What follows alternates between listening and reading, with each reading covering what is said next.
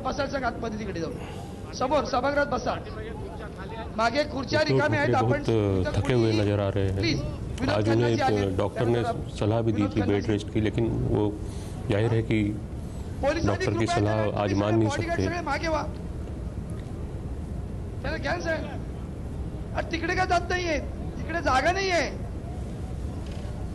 5 minute थांबायचं. अब लोगों को कहा गया है कि वो वहीं पर रुक जाएं क्योंकि अब धार्मिक विधियां जो है वो शुरू होंगी.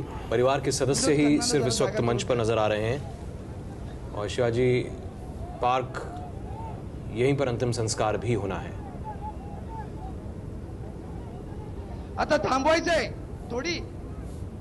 अपील की जा रही है, कहा जा रहा है लोगों से कि अभी वो रुक जाएं.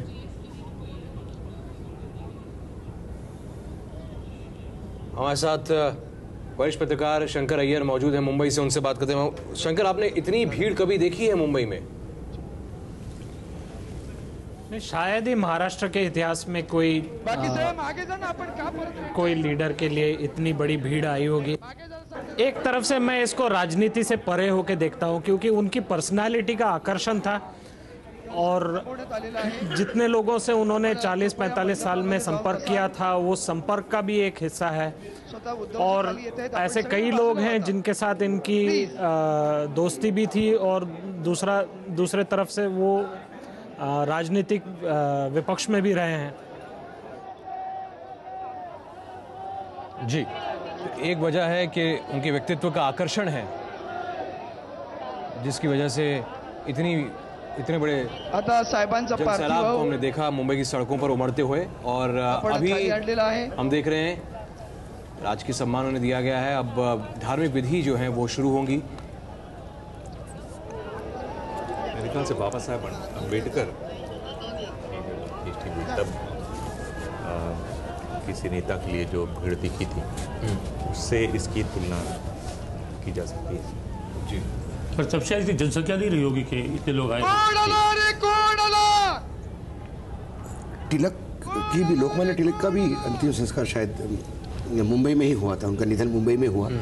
वो भी कहते हैं कि बहुत बड़ी शव यात्रा, लेकिन उस समय बम्बई छोटा था. मुंबई का इतना बड़ा प्रारूप नहीं था, दायरा नहीं था, साधन नहीं थे, संसाधन लोगों को पहुंचने के और खबर पहुंचने की भी साधन उस जमाने में नहीं थे. लेकिन हाँ, जिस ढंग से साधन है अभी, जिस ढंग से खबर पहुंची, जिस ढंग से लोग पहुंचे यहाँ पर, पर्याप्त समय था लोगों को. कल 3:30 बजे से लेके 5-6 बजे तक इतना समय था कि लोग आ पाए.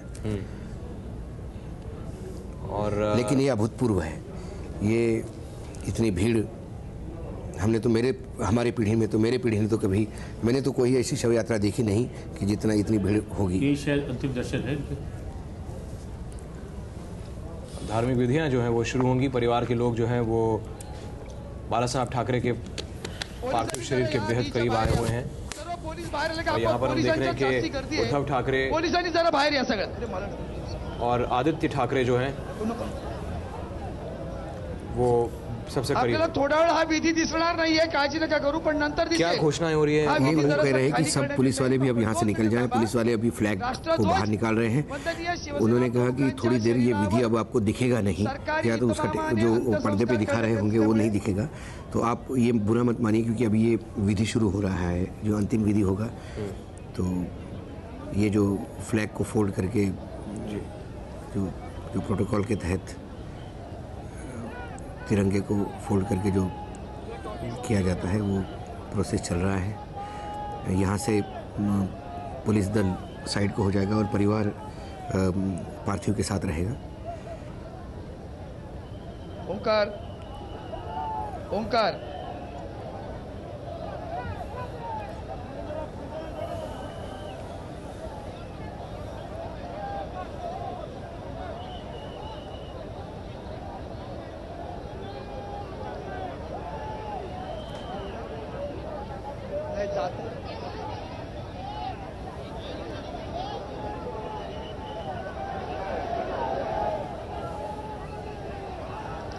मधल्या लोकांनी खाली बसा पटापट खाली बसा. जो है वो आता अंत्यविधीला सुरुवात होते. आपण खाली राजकीय बसा. सम्मान बाला साहब ठाकरे को दिया गया तो राष्ट्रीय ध्वज जो है वो हटाया गया है. उसे सम्मान जो है होल्ड किया गया.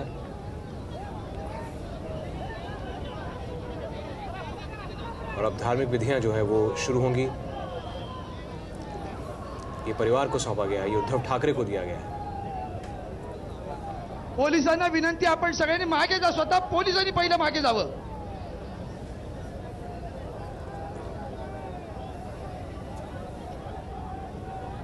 या मला वाटतं जो विधी चालू आहे त्या विधीच्या सभोवतालची मंडळी उभी आहे त्यांनी पण खाली बसा. जो विधि में जो लोग पार्ट लेंगे वो भी नीचे बैठिए. पंडित जी बार बार नीचे सबको बैठने के लिए विनंती कर रहे हैं. पार्थिवाच्या शेजारी असलेल्या सगळ्या मंडळींनी खाली बसावं.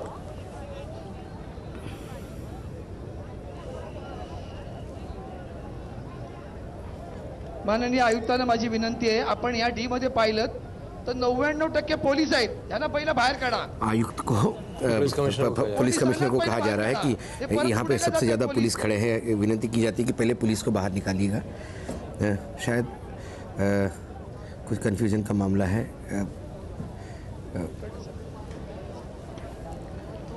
प्रोटोकॉल के तहत राष्ट्रीय सम्मान है तो शायद वहाँ से पुलिस अंतिम. सर्व पोलिसांनी डीच्या बाहेर यावं.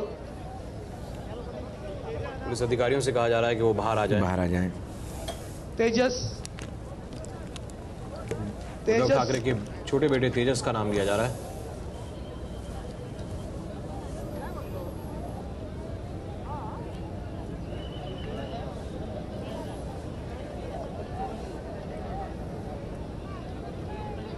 पोटे साहेब, तुम्ही बाहेर व्हायला सगळं झालं काय, ह्यांचं मला हेच पुढे येतात.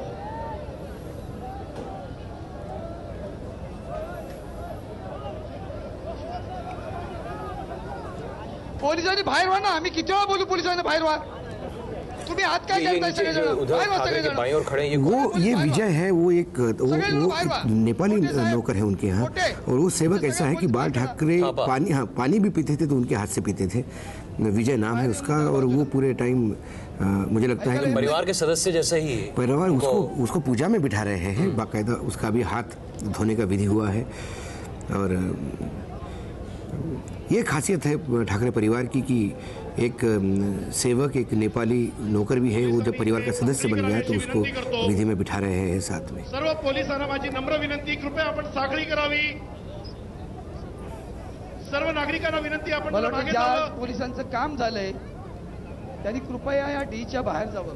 हात जोडून विनंती आहे. हम बात कर रहे थे कि इतनी बड़ी संख्या में लोग आज मुंबई की सड़कों पर देखें, ये अपने आप में अप्रत्याशित है, ऐसा कभी देखा नहीं कहते बंग. लेकिन अगर हम बात करें दक्षिण भारत के कुछ नेताओं की, चाहे वो NTR हो या MGR हो, उनकी जब इस तरह की अंतिम यात्रा थी, वहाँ पर भी हमने देखा था कि वो एक बड़ा समूह जो है वो लोगों का जुटा था.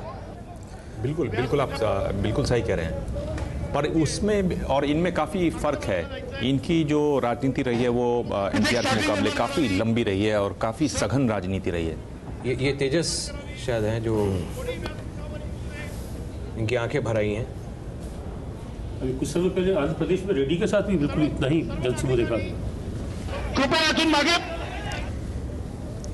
दक्षिण भारत में व्यक्ति पूजा का एक सिलसिला है. वहाँ व्यक्ति पूजा होती है. वहाँ एक सुपर हीरो का इमेज लेके चलते हैं लोग.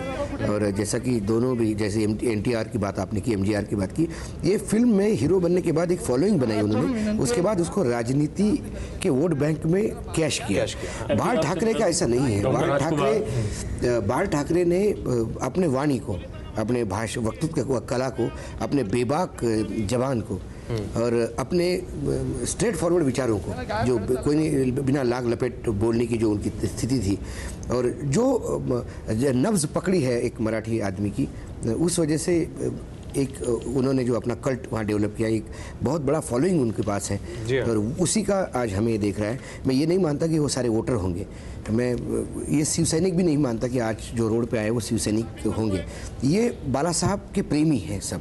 इसमें कई पार्टियों के लोग होंगे, कई ऐसे लोग होंगे जो राजनीति से कोई सरोकार नहीं रखते, लेकिन कहीं ना कहीं उनको लगता है कि बाला साहब ने उनके जीवन में किसी मोड़ पे कहीं बाला साहब की वजह से कोई परिवर्तन आया. भले हम MGR और NTR के समय भी हमने उनकी जो अंतिम यात्रा थी उसमें जनसमूह देखा था, लेकिन उनका एक एक सेलुलाइड से जुड़ा हुआ उनका एक आकर्षण रहा था, लेकिन यहाँ पर ऐसा नहीं है। कोई आकर्षण नहीं। एक ऑर्डिनरी आदमी ना जिसकी वेशभूषा में और उनकी जितनी ताकत, वो पूरी बॉम्बे हिलाने की ताकत जो आदमी रखता था, और आज नहीं रहने के बाद भी जो बॉम्बे को पूरा कब्जा, पूरी बॉम्बे आज रोड पे है, वो आदमी वैसा देखा जाए तो इतने सामान्य शरीरयष्टि का था ना, वो पहलवान दिखता था ना दादा दिखता था, कम वजन, बिल्कुल दुबला पतला, लेकिन वाणी में बहुत तेज। अब ये ज़रूर कह रहे हैं कम वजन दुबला पतला, पर मुझे याद है कि एक बार डोमोरिस ने उनके बारे में उल्लेख कर दिया था कि जो बॉम्बे के टाइगर हैं वो हाइट में बहुत कम हैं, और उनको इस तरह का क्रिटिसिज्म बिल्कुल नहीं पसंद था। डोमोरिस का दूरदर्शन पर कार्यक्रम चलने वाले थे, वो सब बाल ठाकरे ने बंद करवा दिए थे। लेकिन एक जो बात यहाँ बाल ठाकरे को, अलग राज ठाकरे को हम देख रहे हैं, संजय राउत अलग जगह जो उनको देती है, वो ये देती है कि उनकी राजनीति अलग ढंग की रही। यानी अगर आप आज राहुल गांधी को देख लें, राहुल गांधी बात करेंगे तो राजीव गांधी की बात करेंगे, नेहरू के बारे में बात करेंगे, ये सीधे खुद को शिवाजी से जोड़ते थे। तो आप ये देखिए कि उनकी राजनीति और उसको करने का ढंग बिल्कुल अलग था।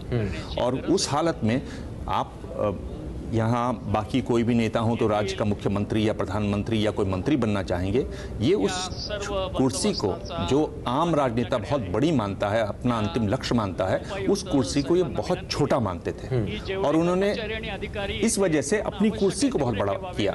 तो उनका जो आकर्षण और एक जो सम्मोहन है वो इसी वजह से पैदा हुआ जी। और उनके भाषणों को आप ध्यान से सुनें तो ऐसा लगता था कि लोकतंत्र में हैं, पर लोकतंत्र के ये खिलाफ बोल रहे हैं, लोकतंत्र शायद इनको पसंद नहीं है, लोकतंत्र से ये उगता गए हैं, ये शायद तानाशाही की तरफ बढ़ना चाहते हैं। और उन्होंने ऐसे भाषणों से अपनी एक बहुत बड़ी सेना तैयार की, अपने चाहने वाले तैयार किए, और उनके वोट उन्होंने अपनी शिवसेना के लिए। तो उनकी अगर आप जिस तरह की शैली थी, जिस तरह की रणनीति थी, वो एकदम अलग थी। ये लगता है परिवार के बेहद करीबी परिवार के सदस्य है ये, क्योंकि परिवार भी काफ़ी बड़ा है। बिंदु माधव का परिवार आया है आज, जयदेव का भी परिवार है, उद्धव का परिवार है, राज का परिवार है, फिर बाल ठाकरे के चचे एक भाई भी थे, चचेरे भाई, तो वो भी, उनका भी परिवार होगा, श्रीकांत का भी परिवार होगा। तो परिवार काफ़ी, ठाकरे परिवार बहुत बड़ा है। और जहाँ तक कुर्सी की बात कर रहे थे दिबांग जी अभी, कि वो उन्होंने अपनी कुर्सी बड़ी बनाई। उन्होंने एक भाषण में एक जगह उन्होंने कहा कि मैं सिंह हूँ, मैं लायन हूँ, सिंह हूँ, और सिंह जिस कुर्सी पर बैठता है वो सिंहासन हो जाता है। तो अपने कुर्सी को, अपने आप को, वो कहता था कि मैं इतना ताकतवर हूँ कि मैं जिस छोटी कुर्सी भी बैठूंगा तो वो सिंहासन कहलाएगा, क्योंकि मैं सिंह हूँ। तो ये चीज़ें थी उनकी जो उनको महान बनाती थी। और वो सिर्फ कहने के लिए सिंह नहीं थे, वो बता देते थे कि वो छोटी सी जगह पे भी बैठ के यदि वो दहाड़ दे तो पूरा महाराष्ट्र हिलने लगता था।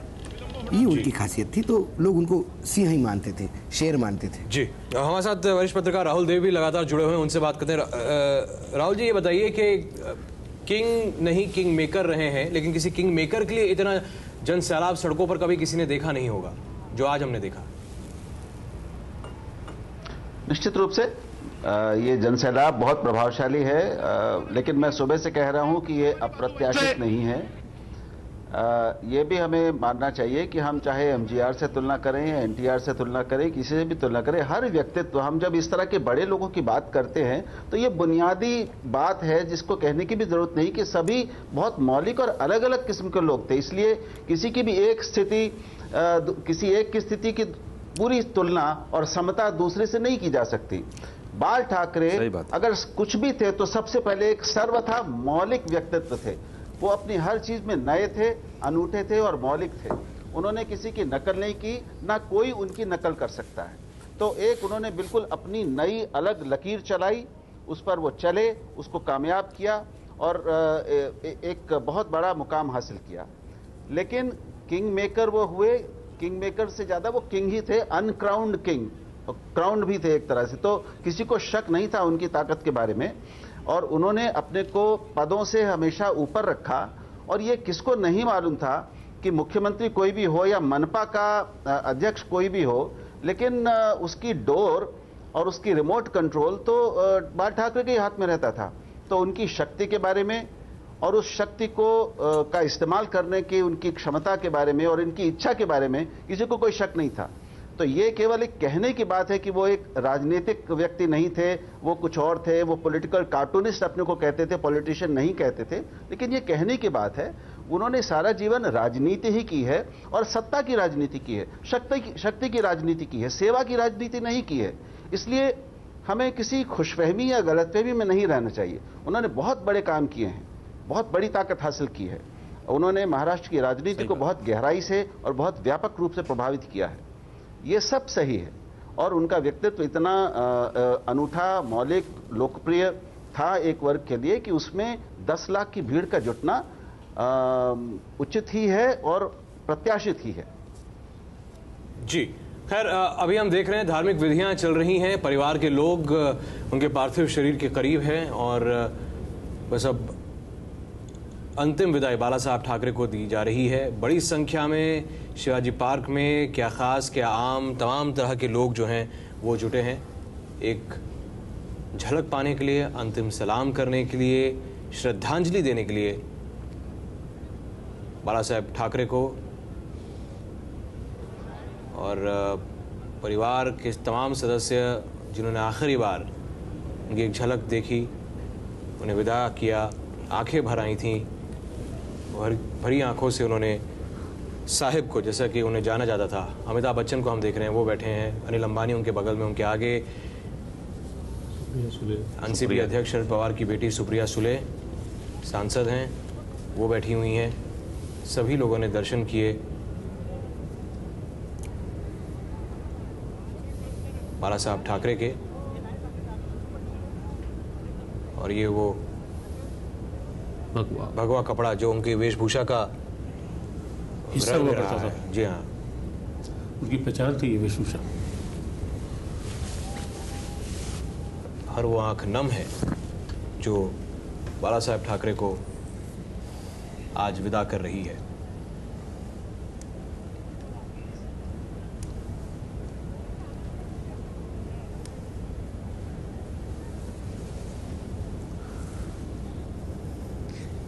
परिवार के लोग अभी पूजा में बैठे हैं, धार्मिक विधि से पूजा हुई और अब अंतिम संस्कार की तैयारी।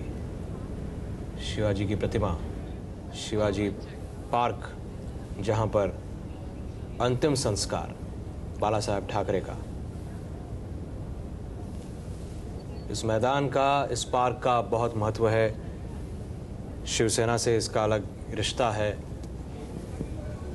यहीं से कई बार दहाड़ लगाई है और जो उनके ब्रांड की राजनीति है वो यहीं से उन्होंने आगे बढ़ाई है। अपने संदेश जो हैं उन्होंने यहीं से कई दफ़ा अपने काडर तक पहुंचाए हैं, अपने विरोधियों तक पहुंचाए हैं। चेतावनियां उन्होंने यहीं से जारी की हैं और यहीं पर वो पंचतत्व में लीन हो जाएंगे। राज ठाकरे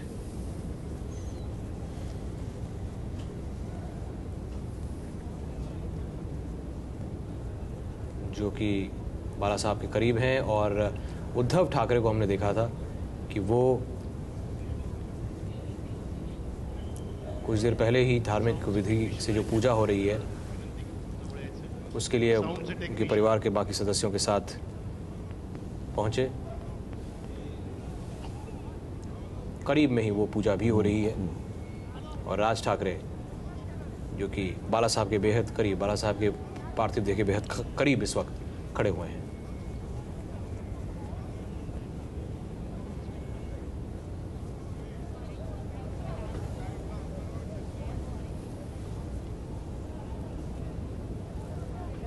हाल के दिनों में जब उद्धव ठाकरे की तबीयत थोड़ी बिगड़ी थी और उन्हें एंजियोप्लास्टी के लिए अस्पताल भर्ती कराया गया था, तब राज ठाकरे पहुंचे थे लीलावती अस्पताल। वो शहर से कहीं बाहर जा रहे थे, कोकण के दौरे पे थे, कोकण के दौरे पर जा रहे थे अपनी पार्टी के प्रचार के सिलसिले में, काम के सिलसिले में।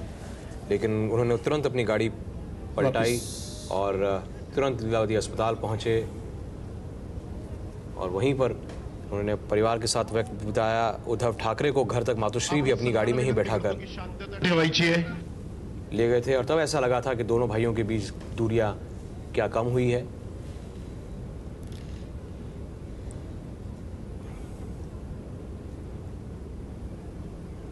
एक हसरत बाला साहब की रही होगी कि दोनों भाइयों के बीच जो खाई है वो कम हो जाए, दूरियां जो हैं वो खत्म हो। बाला साहब ने अपने इंटरव्यू में कई बार कहा भी है कि ये दोनों एक भी हो सकते हैं, लेकिन उन्होंने ये भी कहा साथ में कि कुछ लोग ऐसे हैं, कुछ शिवसेना में हैं, कुछ मनसे में हैं, जो नहीं चाहते कि दो भाई एक हो।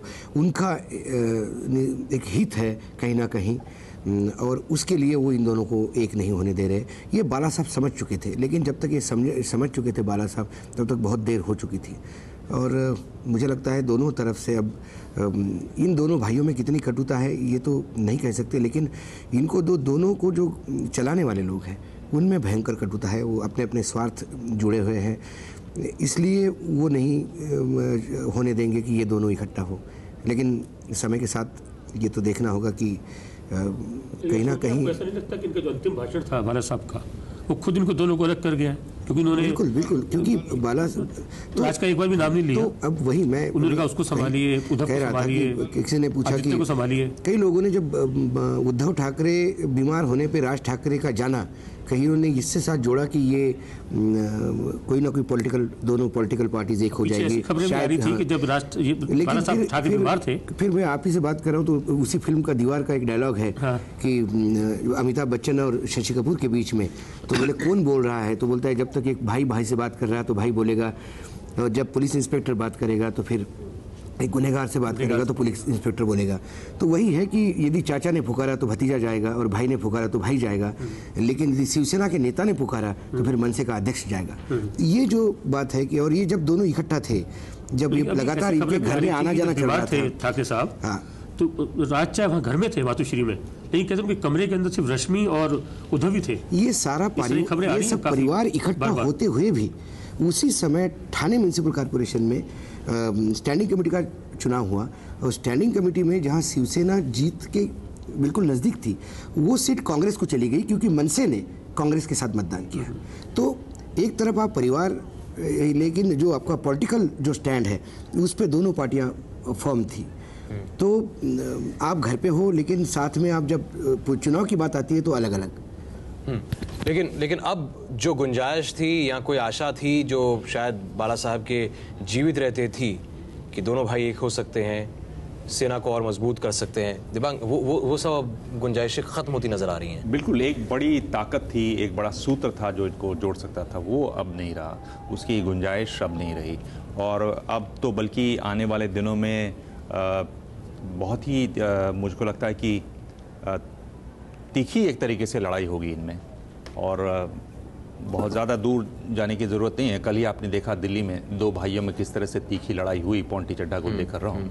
तो जब अपने लड़ते हैं तो लड़ाइयाँ अक्सर बहुत तीखी हो जाती है, और ये वर्चस्व की लड़ाई होगी, ये उनके धरोहर को आगे ले जाने की लड़ाई होगी, तो वो साफ दिखाई दे रही है। और फिलहाल इसमें यही है कि जिस तरह उद्धव की शैली है, जिस तरह से वो लोगों से मिलते हैं, जिस तरह से बात करते हैं, जिस तरह से कार्यकर्ताओं को वो हैंडल करते हैं, उसमें परिवर्तन की ज़रूरत है, क्योंकि वो बाल ठाकरे की शैली नहीं है, वो ब्रांड उनका नहीं है। हाँ जी हाँ, वो आप देखें तो राज में वो शैली दिखाई देती है, चाहे वो भाषण देने की बात हो, लोगों से बात करने की बात हो, तो एक निष्ठा, आत्मीयता उसमें उनको लानी पड़ेगी। देखना उसमें कहाँ तक वो सफल होते हैं। टूट नजर आती है शिवसेना में, संभव है?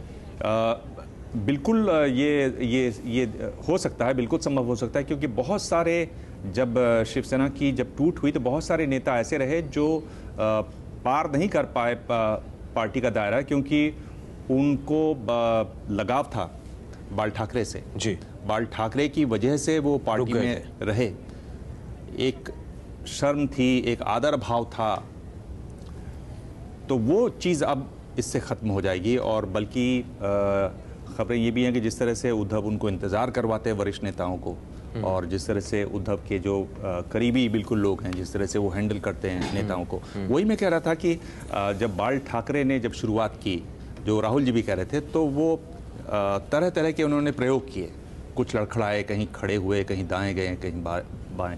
अब चूंकि पार्टी इस स्तर पर आ गई है, अब बहुत ज़्यादा गलत कदमों की गुंजाइश नहीं है। आप कोई भी छोटा सा भी गलत कदम उठाएंगे तो वो बहुत बड़ा दिखाई देगा, और उसके बड़े व्यापक परिणाम होंगे पार्टी पर उनकी।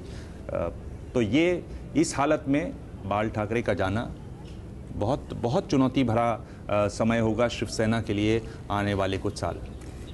लेकिन यदि उद्धव की व्यक्तिगत छवि देखी जाए और उद्धव को एज अ पर्सन देखा जाए तो उद्धव में वो नहीं है कि वो किसी नेता को 2 घंटे बिठा के रखे या लोगों को अवॉइड करे। सवाल ये है कि ये मैसेज उद्धव तक जाता है कि नहीं, कि लोग इंतजार कर रहे हैं। तो उद्धव और लोगों के बीच में एक जो डीलर विलर की जो एक टीम तैयार हुई है, पीएस एपीएस टाइप जो लोग बैठे हैं, जिनका मास बेस कोई नहीं लेकिन अपने आप को शिवसेना के नेता कहते हैं, जब तक ये लोग बीच में से हटेंगे नहीं तब तक उद्धव का जो डायरेक्ट कांटेक्ट है आम जनता से वो बड़ा मुश्किल लग रहा है, अपने नेताओं से कांटेक्ट बड़ा मुश्किल लग रहा है। लेकिन बाला साहब से एक और सीख उद्धव ने ये भी लेनी चाहिए कि बाला साहब ने जब प्रारंभिक अवस्था में शिवसेना में काम किया उस वक्त उन्होंने अपने ट्रस्टेड लेफ्टिनेंट तैयार